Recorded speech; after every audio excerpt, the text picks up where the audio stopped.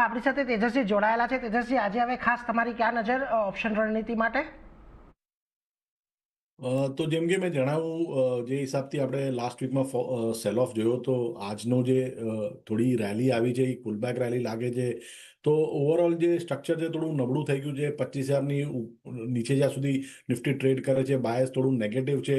તો 24,700નો જે put option છે 32ની આજુબાજુ ચાલે છે। તો 30-32ની આજુબાજુ અક્યુમ્યુલેટ કરો।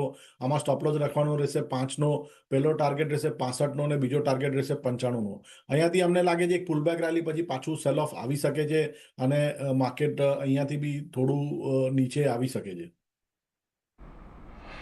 એટલે જુઓ, ખાસ કરીને અહીંયાથી તમારે માર્કેટની અંદર થોડું હજી નીચે પુલબેક આવવાની શક્યતા, એટલે 24,700નો પુટ ઓપ્શન તમે અહીંયા ખરીદીને ચાલી શકો છો। 30થી 35ની વચ્ચે ચાલી રહ્યો છે। 5 રૂપિયાનો સ્ટોપ લોસ રાખો। 65થી 95ના એક લક્ષ્યાંક આવતા જોવા મળી શકે છે, એટલે એના પર એક ફોકસ અહીંયાથી રાખશો। 24,700નો પુટ ઓપ્શન ખરીદવાની સલાહ અહીંયાથી બનતી દેખાઈ રહી છે।